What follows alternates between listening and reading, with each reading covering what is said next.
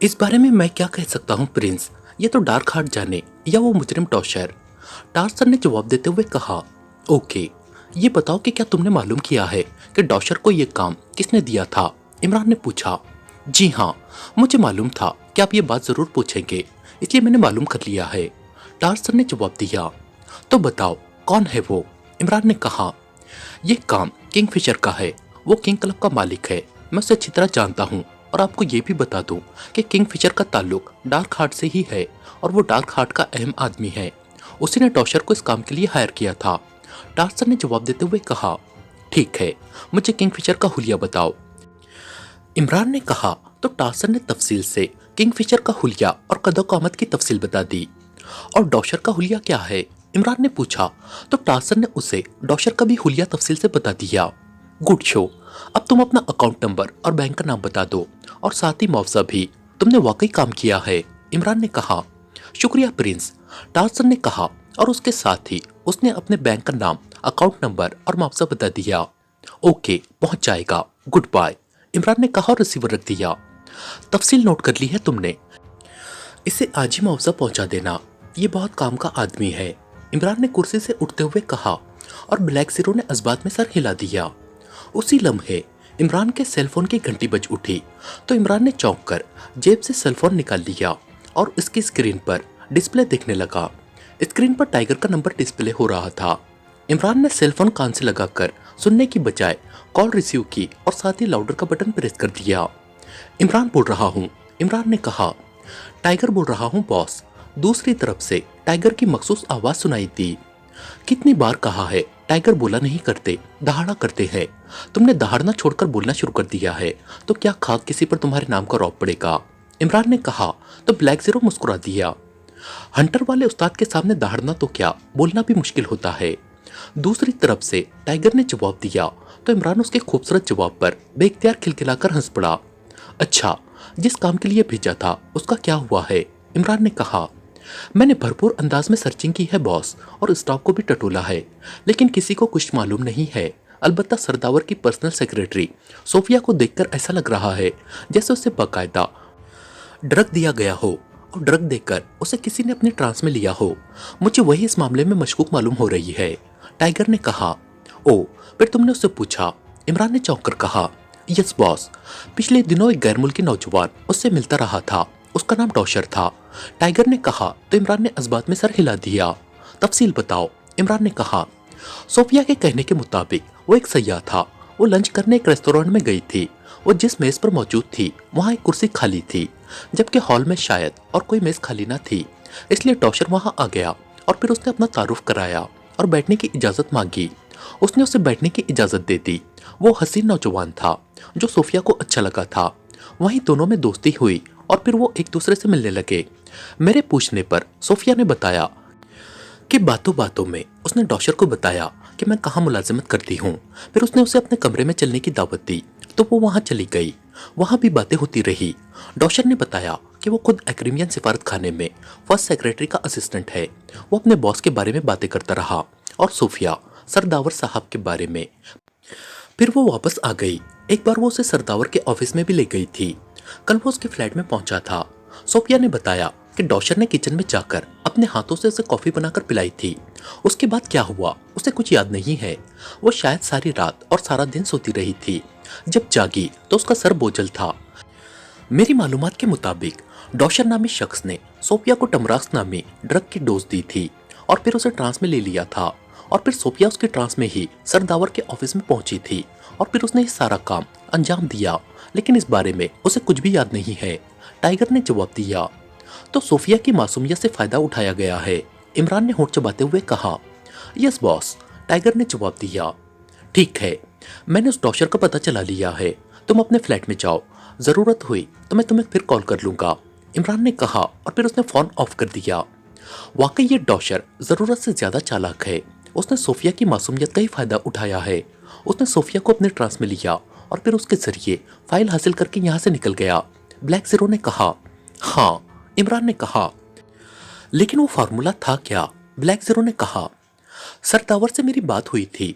उन्होंने बताया है कि पाकिस्तान साइंसदान डॉक्टर निहाल हाशिम और शुक्रानी साइंसदान जी हाई ने मिलकर एक ऐसे मिसाइल का फार्मूला तरतीब दिया है जिससे किसी भी मुल्क के ताकतवर से ताकतवर मिसाइलों को रास्ते में ही रोका और ब्लास्ट किया जा सकता है। ये एंटी मिसाइल सिस्टम है।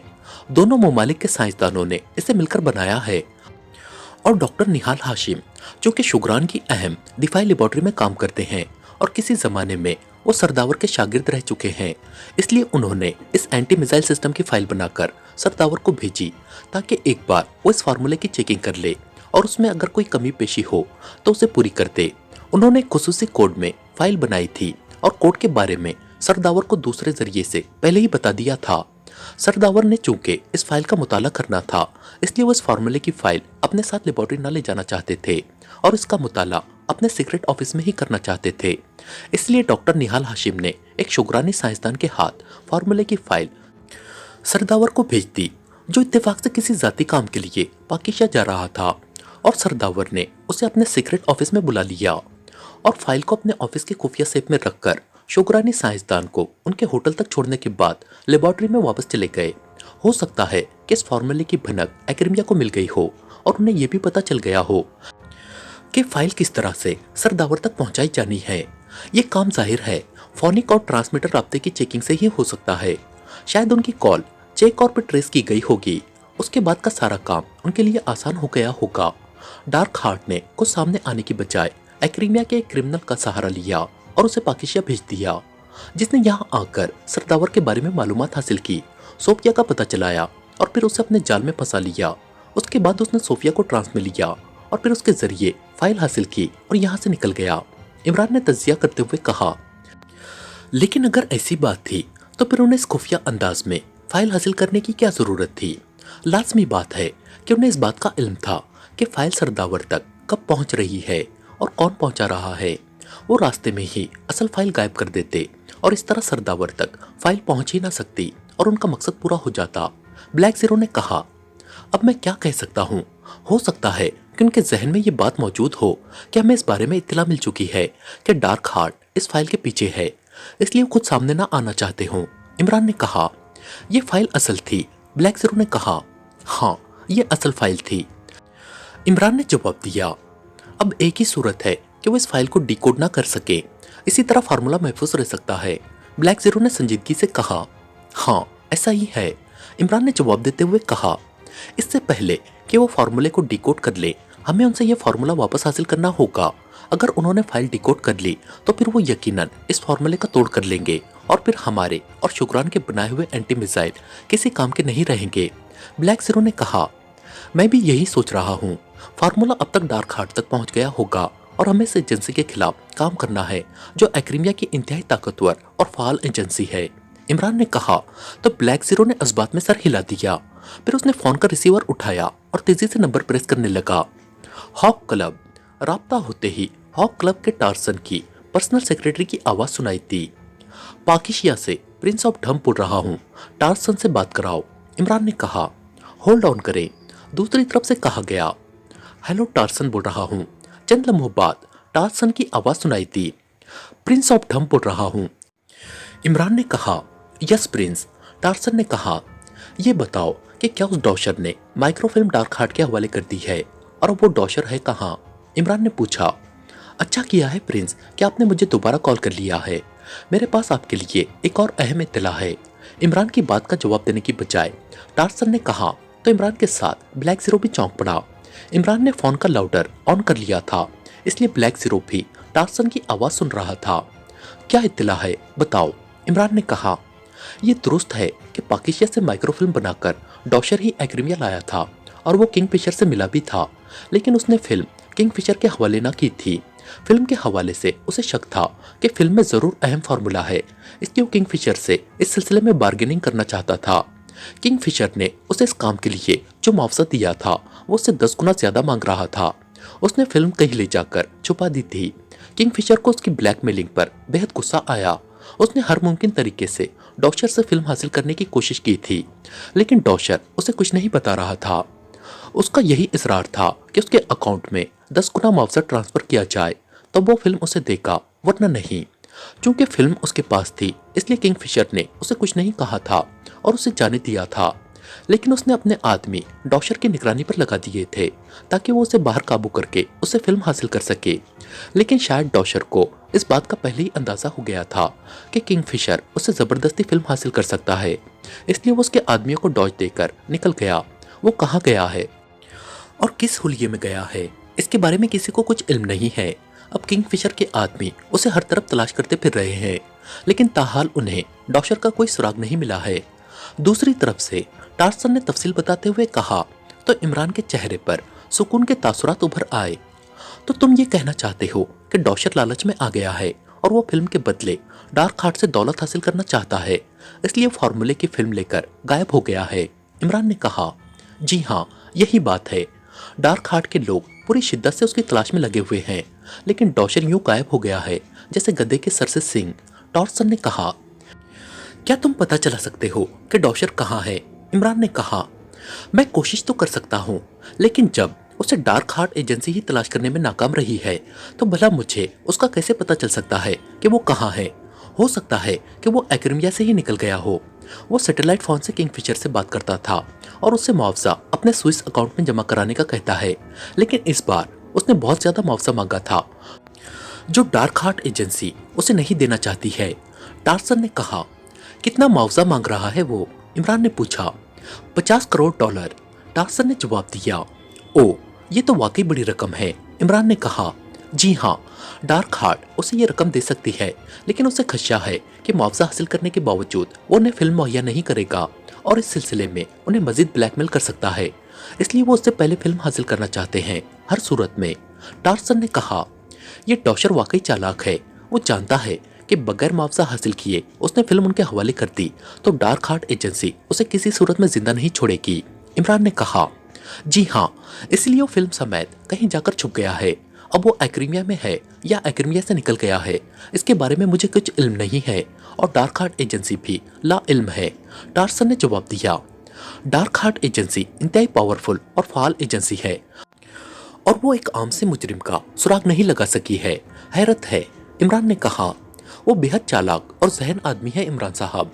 अगर वो आम सा मुजरिम होता तो डार्क हार्ट उसकी खिदमत क्यों हासिल करती और उसे पाकिस्तान मिशन पर क्यों भेजती?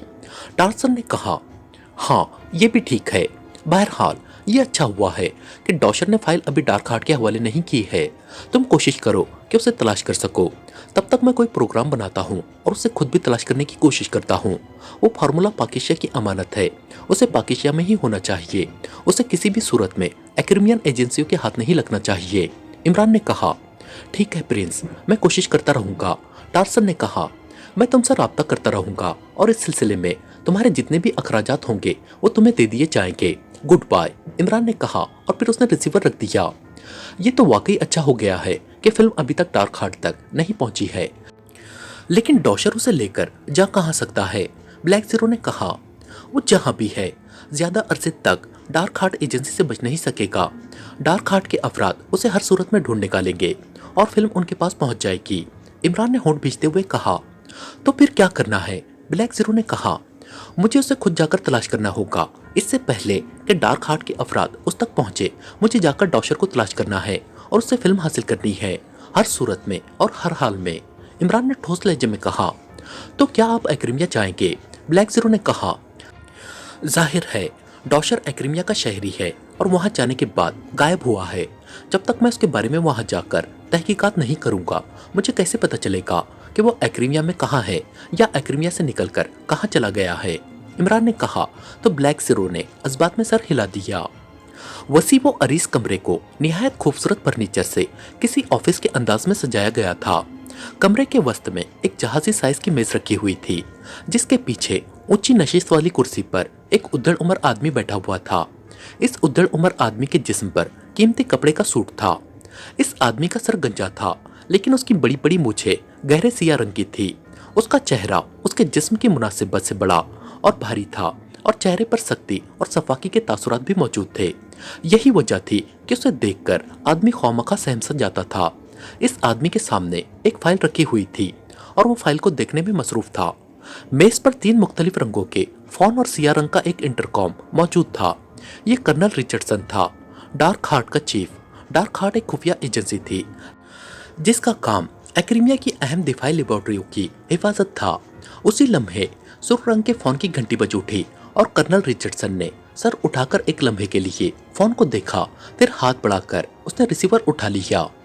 यस, कर्नल रिचर्डसन ने बावकार लहजे में कहा। गोल्फन बोल रहा हूँ चीफ। दूसरी तरफ से एक मर्दाना आवाज सुनाई दी। यस, क्या बात है, क्यों कॉल की है?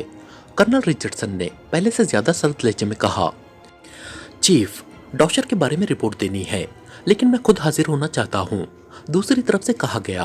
ओके, आ जाओ, कर्नल रिचर्डसन ने कहा और रिसीवर रखकर उसने इंटरकॉम का रिसीवर उठाया और 2 बटन प्रेस कर दिए। यस चीफ, दूसरी तरफ से एक मर्दाना आवाज सुनाई दी। गोल्फन आ रहा है, उसे मेरे ऑफिस पहुंचा दो, कर्नल रिचर्डसन ने कहा और रिसीवर रखकर वो एक बार फिर फाइल में गुम हो गया। थोड़ी देर बाद कमरे में हल्की सी सीटी की आवाज उभरी तो उसने सर उठाया। फाइल बंद करके उसे मेज की दराज में रखा और फिर मेज के किनारे पर लगा हुआ एक बटन प्रेस कर दिया। दूसरे लम्हे दरवाजा खुला और एक नौजवान अंदर दाखिल हुआ। बैठो गोल्फन और मुझे बताओ कि क्या बात है, कुछ पता चला है उस डॉशर का? कर्नल रिचर्डसन ने सर के इशारे से गोल्फन के सलाम का जवाब देते हुए उसे मेज की दूसरी तरफ मौजूद कुर्सी पर बैठने का इशारा करते हुए कहा। शुक्रिया जनाब, मैं आपका ज्यादा वक्त नहीं लूंगा, गोल्फन ने कहा और कुर्सी पर बैठ गया। मैंने तुमसे डॉशर का पूछा है, कुछ पता चला उसका कि वो कहाँ पर है? कर्नल रिचर्डसन ने उसे तेज नजरों से घूरते हुए कहा। नो चीफ, लेकिन उसका हमें एक सुराग मिला है और हमारे एजेंट उसकी तलाश कर रहे हैं, गोल्फन ने जवाब दिया। तो कर्नल रिचर्डसन ने होंठ भींच लिए। क्या सुराग मिला है उसका? कर्नल रिचर्डसन ने पूछा। हमारे एजेंटों ने उसके किंगफिशर से मिलने के बाद से लेकर गायब होने तक एक एक जगह की चेकिंग की थी। उन्हें कुछ ऐसे सीसी कैमरों की फुटेज मिल गई थी जिनसे पता चला कि डॉशर कहाँ कहाँ गया है और किन किन से मिला है। डॉशर की बहुत सी गर्लफ्रेंड्स हैं। हमने उनका सुराग लगाया तो पता चला कि डॉशर की एक नई गर्लफ्रेंड है जो मिशिगन में रहती है। हमने उसकी मालूमात हासिल की और फिर उसके फ़ोन टेप किए तो डॉशर की एक कॉल टेप की गई। डॉशर ने उसे नए नंबर से कॉल किया था। उस सेल फोन को हमने फौरी तौर पर ट्रैकिंग पर लगा दिया। कॉल करने के बाद डॉशर ने सेल फोन ऑफ कर दिया था, लेकिन हमारे पास चूंकि नंबर आ चुका था, इसलिए जब हमने उसकी ट्रैकिंग की तो पता चला कि उसकी लोकेशन शुमारी बहरुल काहिल के जजीरे अंगाना के एक कदीम मब्द की है। मुझे इस पर यकीन नहीं आया क्योंकि डॉशर का यहाँ से इतनी दूर जाना मुमकिन नहीं था। मेरे ख्याल के मुताबिक उसे यहीं कहीं एक्रीमिया में ही होना चाहिए था, लेकिन उसकी कॉल जो कि उस इलाके से चेक की गई थी, इसलिए मैंने फौरी तौर पर एजेंटों को वहां भेज दिया। डार्क हार्ट के एजेंटों ने वहां चेकिंग की है। वहां वाकई मब्द भी मौजूद है। वो काफी बड़ी आबादी वाला इलाका है। हर जगह उसे तलाश किया जा रहा है, लेकिन वो वहां नहीं मिल सका है। लेकिन ये कन्फर्म है कि वो अंगाना जजीरे पर ही कहीं मौजूद है और वहीं से वो नंबर बदल बदल कर और सैटेलाइट फोन से कॉल को बाउंस करके कॉल करता रहता है ताकि उसकी लोकेशन का पता न लगाया जा सके। उसने अपनी नई गर्लफ्रेंड को कॉल बगैर बाउंस किए की थी, इसलिए उसकी ट्रैकिंग मुमकिन हो सकी। अंगाना जजीरे पर हमारे आदमी मुसलसल उसकी तलाश में लगे हुए हैं और हम उसकी नई गर्लफ्रेंड समेत उसके तमाम मिलने जुलने वालों की कॉल्स भी टेप और ट्रैक कर रहे हैं। जल्दी उसका पता चल जाएगा। एक बार वो हाथ आ गया तो फिर उसका हमारे हाथों से बच निकलना नामुमकिन होगा, गोल्फन ने कहा। तो कर्नल रिचर्डसन ने बेख्तियार होंठ भींच लिए। हमें हर कीमत पर वो फार्मूला चाहिए गोल्फन, उसे कहीं से भी ढूंढो, वो हमें इस तरह से ब्लैकमेल नहीं कर सकता है, कर्नल रिचर्डसन ने कहा। यस चीफ, गोल्फन ने कहा। जब से फार्मूला पाकिस्तान से गायब किया गया है, मैं पाकिस्तानी एजेंटों पर मुसलसल नजर रखवा रहा हूँ और मेरे इल्म के मुताबिक इस मामले की भनक पाकिस्तान सीक्रेट सर्विस को लग चुकी है। सर दावर अली इमरान से मिले थे, उन्होंने उसे फाइल गायब होने के बारे में बता दिया है और इमरान ने भी इस बात का सुराग लगा लिया है कि फार्मूले की फिल्म डॉशर ने कैसे और किस तरीके से बनवाई थी, और इमरान ने इस बात का भी सुराग लगा लिया है कि डॉशर ने यह काम किंगफिशर के कहने पर किया था और किंगफिशर का ताल्लुक डार्क हार्ट एजेंसी से है, कर्नल रिचर्डसन ने होंठ चबाते हुए कहा। ओ, फिर तो लामहला इमरान को यह भी पता चल गया होगा कि वो फिल्म हम तक नहीं पहुंची है और डॉशर फिल्म समेत गायब हो गया है, गोल्फन ने कहा। हाँ, अब वो हमारी तरह उस डॉशर को तलाश करेगा और उससे फिल्म हासिल करने की कोशिश करेगा, लेकिन इससे पहले कि वो डॉशर तक पहुंचे हमें उस तक पहुंचना है और उससे हर सूरत में वो फिल्म हासिल करनी है, कर्नल रिचर्डसन ने कहा। यस चीफ, इमरान की जहानत के बारे में आप भी जानते हैं और मैं भी। इसलिए मेरा ख्याल है कि इमरान डॉशर को तलाश करने में कामयाब हो जाएगा। इसलिए मेरी एक तजवीज़ है। गोल्फर ने कहा, क्या तजवीज़ है? कर्नल रिचर्डसन ने चौंक कर कहा, हमारे आदमी डॉशर की तलाश में है, लेकिन अगर इमरान ने उसकी तलाश शुरू की तो वो शायद हमसे पहले उस तक पहुंच जाए। इसलिए हमें उसकी निगरानी करनी चाहिए और फिर जैसे ही वो डॉशर तक पहुंचे या उससे माइक्रोफिल्म हासिल करे, उससे ये माइक्रोफिल्म हासिल कर ली जाए। गॉल्फर ने जवाब देते हुए कहा, यह ज़रूरी तो नहीं कि इमरान खुद यहाँ आकर डॉशर को तलाश करे और उससे माइक्रोफिल्म हासिल करे। वो यहाँ किसी भी आदमी के जरिए ये काम आसानी से करा सकता है। इस तरह तो हम यहाँ इंतजार करते रह जाएंगे और फार्मूला वापस उस तक पहुंच जाएगा। कर्नल रिचर्डसन ने जवाब दिया, आपकी बात दुरुस्त है, लेकिन अभी तो ये भी मालूम नहीं है कि इमरान भी उस डॉशर को तलाश कर सकेगा या नहीं। गोल्फर ने कहा, फिर उसकी निगरानी से काम नहीं चलेगा। वो इंतहाई ज़हीन आदमी है। इसलिए तुम ऐसा करो कि पाकिस्तान में किसी के जरिए उसे अगवा कराओ और फिर उससे मालूमात हासिल करो। कर्नल रिचर्डसन ने कहा, वो इंतहाई चालाक और शातिर आदमी है चीफ। हो सकता है कि वो सही बात ना बताए। हमारे पास उसकी बात को परखने का भी तो कोई जरिया नहीं है। इसलिए मेरा ख्याल है कि सिर्फ उसकी निगरानी की जाए। डॉशर यकीनन किसी ऐसी जगह छुपा हुआ है जहां उस तक कोई भी आदमी आसानी से नहीं पहुंच सकता, वरना वो इस कदर पेचीदा और पुरइसरार अंदाज न इख्तियार करता।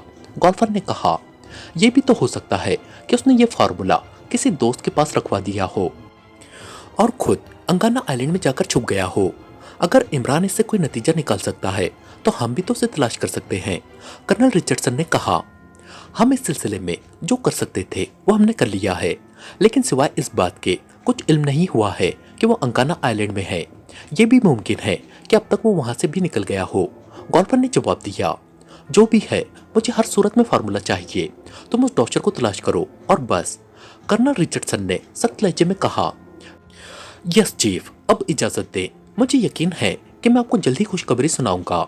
गोल्फर ने कहा और कर्नल रिचर्डसन के इस्बात में सर हिलाने पर वो उठकर वापस मुड़ा और तेज तेज कदम उठाता कमरे से बाहर चला गया। कर्नल रिचर्डसन के चेहरे पर इंतहाई तशवीश और परेशानी के तासुरात नुमाया थे। वो कुछ देर सोचता रहा, फिर उसने हाथ बढ़ाकर फोन का रिसीवर उठाया और कान से लगा लिया और फिर वो तेजी से नंबर प्रेस करने लगा।